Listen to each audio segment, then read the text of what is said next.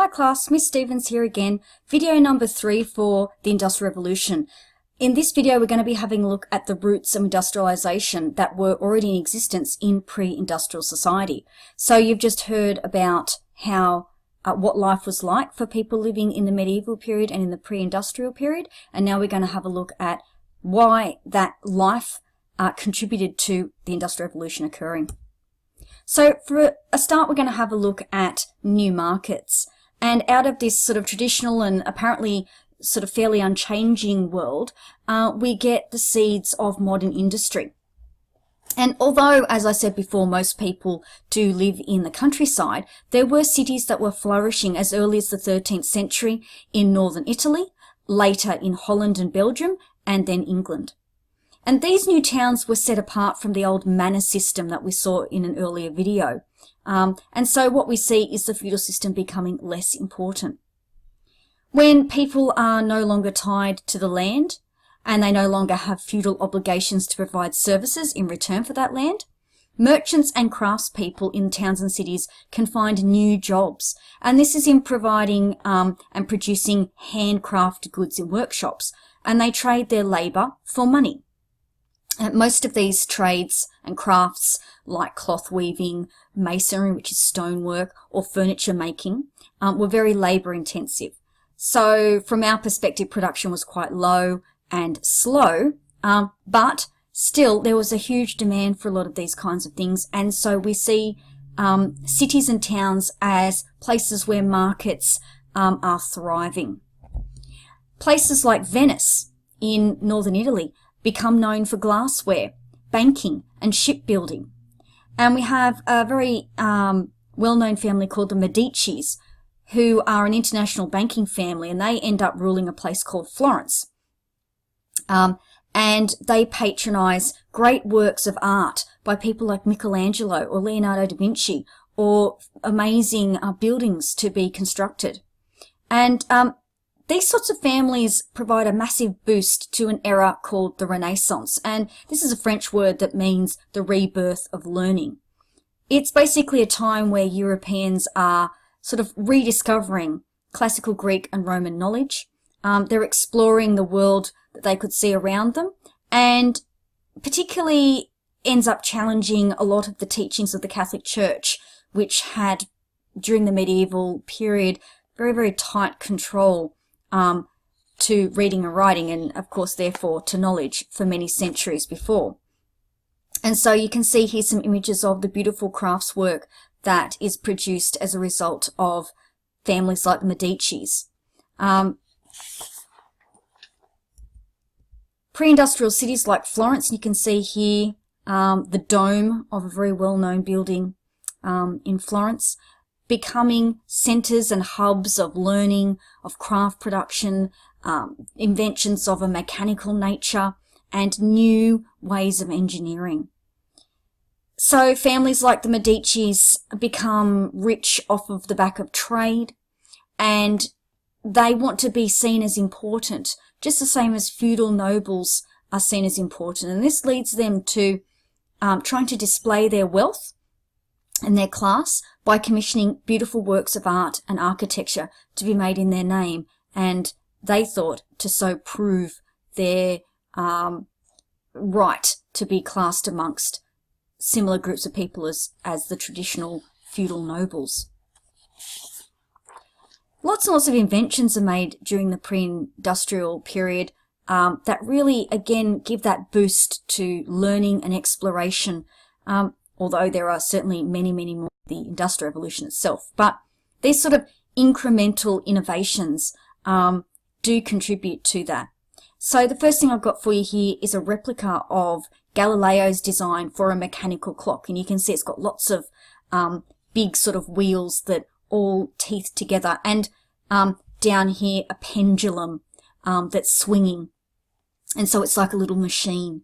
And interestingly, people starting to think of time as money. And so they're wanting to understand the passage of time more accurately in hours, rather than how the way time had previously been told which was based on the Catholic Church ringing bells, which indicated the time throughout the day and the night to signal the beginning of various sets of prayers. Importantly, we end up getting a few innovations and inventions in relation to sailing and navigating. And this is going to contribute to that international trade that we've already had a look at before. Things like compasses, full-rigged ships, and the quadrant. And you can see a picture here of a quadrant, which was an invention that allowed sailors to measure the height of the pole star at night. And this allows them to do some complex mathematical calculations to end up figuring out what their latitude was. And that allowed them to sail across oceans without being able to see land. And I've got a picture for you of a model of a ship called the Mayflower. And you can see it has 3 masts, and those have square sails on them, and those sails and the triangular sails can be angled and moved around and put up and down depending on which way the wind is blowing and how fast it's blowing. And this allows them to travel much further distances and, importantly, across open ocean. Military technology is another area where we see some advances in learning, and it allows Europeans to surpass other nations that previously had been more technological advanced, like China. For example, the Chinese had invented gunpowder, but they never actually used it to fire guns. They actually used it for fireworks. But by the 16th century, we have Europeans mass-producing things like cannons and gunpowder in what we might think of as rudimentary factories. Now, these military innovations were what allowed Europeans to expand their trade and their control of territory across the world. This gives them the advantage over native peoples, and you can see a few images here of different kinds of weapons. So a musketeer holding his long rifle from 1608, and in the center a gun that's being lit by a hot iron rod, and it's on a stand, so it's sort of like a small cannon. And the last picture that I've got for you over here is the development of a new kind of firing system. So rather than having to hold the thing that is setting the gunpowder alight with one hand and the gun with the other, what you can do is light this long piece of cord and then hold the gun with both hands. And this gives the shooter a lot more accuracy and means that they can be more effective in the use of the weapon. So obviously we have these sort of innovations of navigation and weaponry that allow European powers to fund the very dangerous and extremely expensive international sea trips, which allows them to go in search of further natural resources, further trade, which then in a spiral manner contributes to more wealth, which allows them to continue to trade and expand their influence. Now, at the same time in the pre-industrial world, we also see a financial revolution, and we get changes to the way people think about banking, and especially in towns. So we start to see companies that will lend money, or interestingly, that have stock. So in the early 1600s, the Dutch invent the first stock company. It's called the Dutch East India Company, and it held a monopoly over the trade of cloves, mace, and nutmegs from a place they called the Spice Islands, but we call Indonesia. And it actually managed to dominate this trade for 200 years, and it made them an awful lot of money. So these new flavorings were really sought after and high luxury goods in Europe.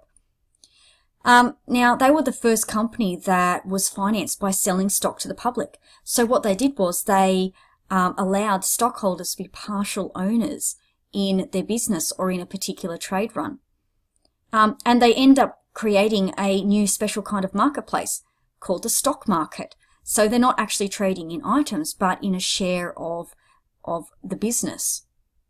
And this was the first time it had ever happened in the world. And this empowers big countries like the Dutch East India Company to take risks, to trade overseas, to go in search of new lands that may or may not end up delivering anything, but they can now sort of risk it. And you can see a map here showing much of the world, or at least the known world in that time, showing the Dutch East India Company, or otherwise known as the VOCs, trade routes. And you can see listed all along the coastlines here, the various places that they have travelled to. And you can see as well the western coast of Australia and particularly Southeast Asia. And here I have a copy of a photograph of a coin. So the Dutch East India Company minted their own coins for use in Southeast Asia and particularly in Indonesia. And this was meant to ensure that people couldn't smuggle or couldn't use fake currency and avoid being involved with the company, which obviously allowed the company to make a lot more money. Now, these kinds of financial innovations spread to England, and the idea of credit in banking takes hold. And we have the first Central Bank of England established in 1694.